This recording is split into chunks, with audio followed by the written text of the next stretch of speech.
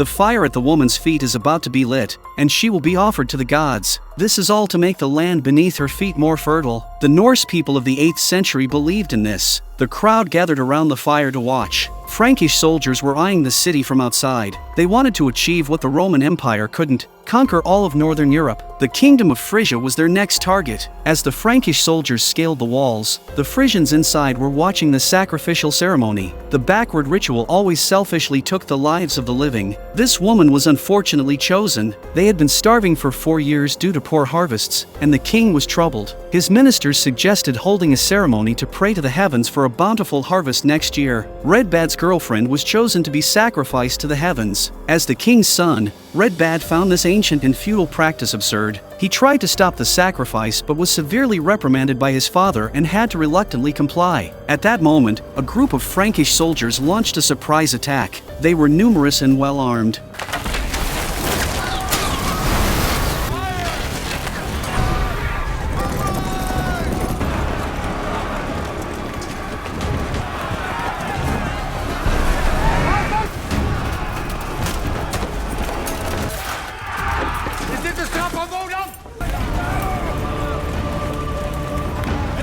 The villagers were no match for them, and the king ordered a retreat to protect the villagers and maintain the defense line. They would find another opportunity to reclaim the castle, and Redbad wanted to save his girlfriend. He took up arms to resist. But the Frankish commander threw a spear and killed the king, causing chaos.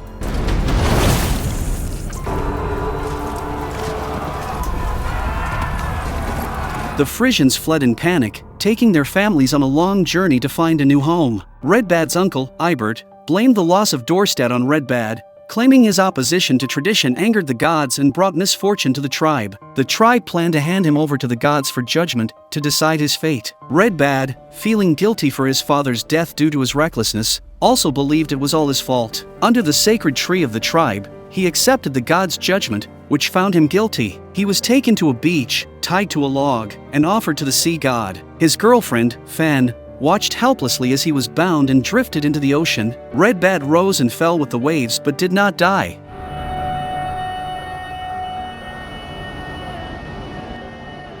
The waves carried him to the opposite shore in Denmark, where he was found by a woman gathering seafood. The woman took him back to her tribe, where the residents thought he was a sacrificial offering to the sea and suggested killing him to avoid angering the sea god. However, the chief had other plans and took Redbad into his home.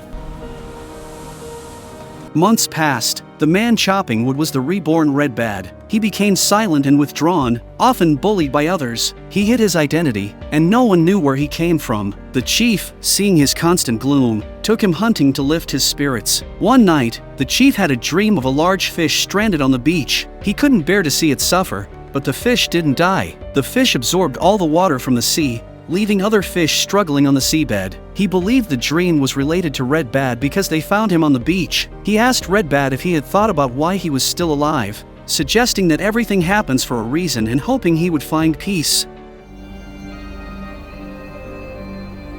Sphere warships attacked from the sea, and the sentries sounded the alarm, causing panic in the tribe. The chief gathered his forces, standing on high ground to await the invaders, who were formidable. Sphere soldiers stormed the shore, clashing with the Danes. The Danes' counterattacks slowed the Sphere advance.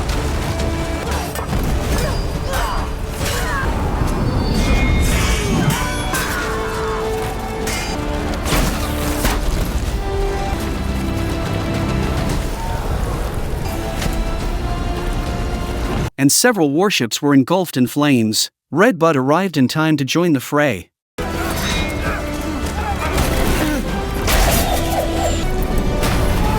A man landed and approached Redbad. Redbad drew his bow and shot 3 arrows, each hitting the man, but he remained unharmed. He broke the bow with an axe and continued toward Redbad. Redbad drew his sword to confront the man, who was incredibly strong, and knocked Redbad to the ground, ready to kill him. At the critical moment, a brave woman leaped from the hill and killed the man with a sword. The courageous woman was Free, the daughter of the tribal chief who had found Redbad on the beach. This was her second time saving Redbad, and together they successfully repelled wave after wave of Sphere invaders. The Danes' tenacious counterattack inflicted heavy losses on the Sphere, who fled in disarray. The tribal chief recalled the dream and believed Redbad's presence was divine intervention, granting him freedom. The chief betrothed Free to Redbad.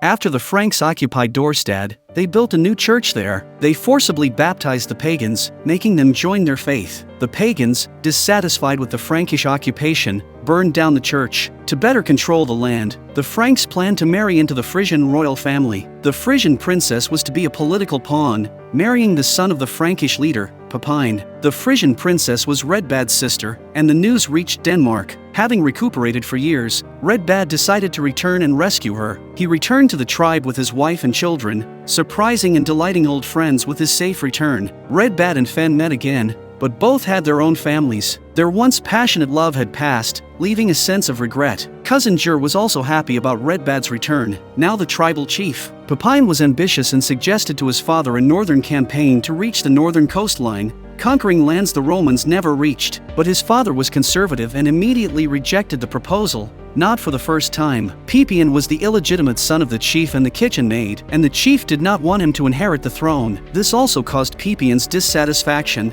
He poisoned his father's drink, using underhanded means to seize the leadership, and pushed his half-brother off a cliff.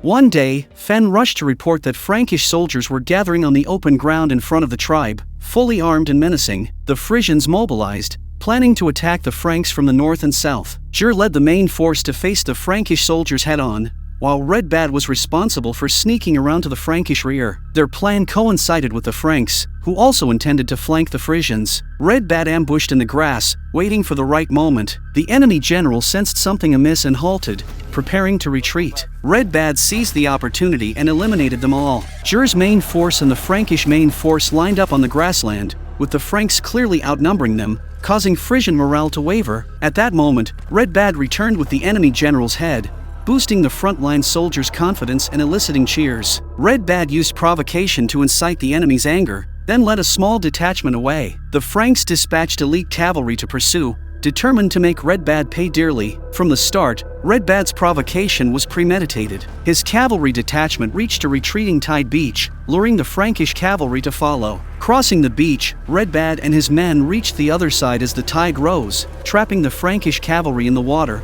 unable to advance or retreat. Eventually, they were all swept away by the waves.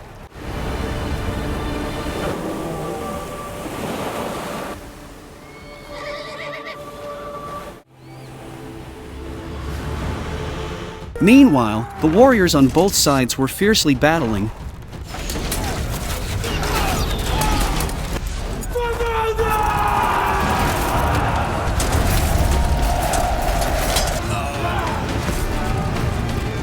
With the Franks holding a numerical advantage, causing the Frisians to retreat, their defense line on the verge of collapse. As teammates fell one by one, Redbad's cavalry arrived just as they were losing hope. The Frisians regained their confidence, and under Redbad's leadership, they charged the Frankish camp. The battle raged again.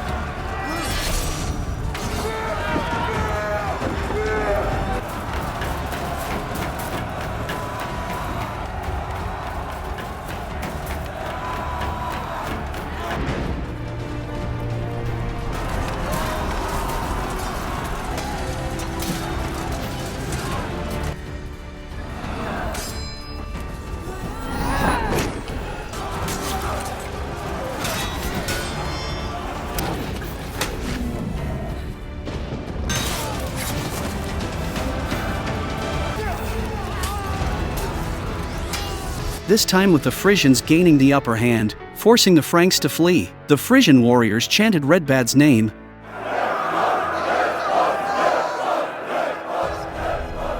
his heroic deeds earning the tribe's recognition. His moment of glory aroused Ibert's jealousy. Fearing Redbad would usurp his son's throne, he secretly approached Pepin, plotting with the Franks to eliminate Redbad. Redbad suggested to Jur that they take advantage of their victory to reclaim Doorstad from the Franks. He had requested Danish support and planned a full-scale attack on Doorstad during the next full moon. The man intended to cut down the sacred tree, the spiritual symbol of the Frisians. His actions met with strong opposition from the villagers. and Redbad arrived at that moment. That was exactly the trap Albert had set for him, accusing Redbad of colluding with the priest by concealing his wife's Christian faith, framing him as the mastermind behind the event. Albert seizes Redbad on the spot, imprisons Redbad and Freya, escorts them to Pepin's dungeon. Ger learns of this and has a big fight with his father, but ultimately decides to save Redbad. Pepin uses Redbad's son to threaten him into submission and baptism in front of the congregation. He aimed to crush the Frisian spiritual leader in faith, securing his control over the region. Redbad feigned compliance, but during the baptism, he exposed the priest's lies, inciting public outrage. He seized a weapon thrown by a companion, sparking a rebellion and a bloody struggle against the Franks. As the situation deteriorated, Pepin fled back to the Doorstad castle with his soldiers.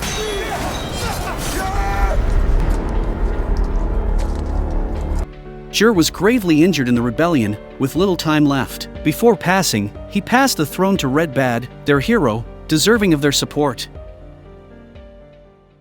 Not long ago, Redbad had planned to retake Doorstad. He calculated that a lunar eclipse would occur tonight and had prepared the engineering plan, waiting for the eclipse. Redbad led the Frisians in a fight for freedom, and when the time came, several fireballs rolled from the rear into the Frankish camp. The Frankish formation was thrown into chaos, divided into smaller groups, which was Redbad's intention. The Frisians planned to defeat them one by one, with the main forces clashing fiercely, making it difficult to determine the outcome quickly.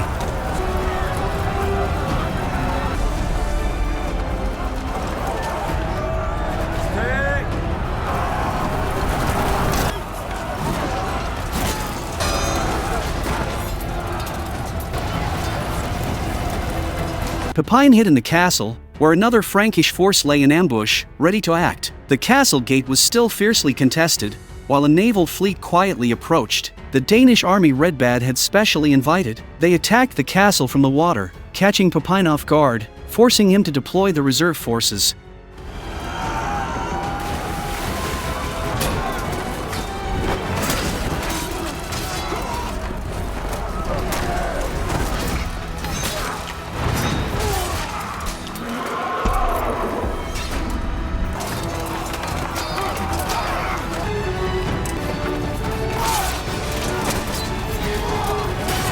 The situation grew increasingly unfavorable, and Pepin prepared to abandon the castle, unwilling to leave it to the Frisians. He ordered the castle burned, with soldiers pouring oil on pigs and setting them on fire. The flaming pigs ran amok, quickly igniting the castle, engulfing it in flames. The Franks attempted to break out, intending to take Redbad's child with them. In desperation, Free cut the horse's leg, stopping it and saving the child. However, the danger was not over, as a general aimed a spear at the child. In this critical moment, Fen shielded them, taking the blow for the child. The film ends here, with the final scene bringing tears. Fen's sacrifice at the most dangerous moment was to protect the family of the one she once loved deeply. Her act was not only a farewell to past love but also a release and fulfillment of her emotions.